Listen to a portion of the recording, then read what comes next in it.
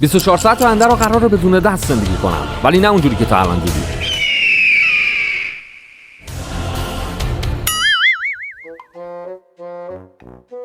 سر صبح که بیدار شدم طبق روتین باید میرفتم مسواک میزدم. برای همین اول پا و صورتمو درست حسابی شستم، بعدشم با بدبختی شروع کردم به مسواک زدن. سخت‌تر از اون چیزی بود که فکر می‌کردم. بعد مسواک نوبت به صبحونه خوردن رسیده بود و تقریبا نیم ساعت وقت برد تا من بتونم یه روشی برای گذاشتن لقمه توی دهنم پیدا کنم.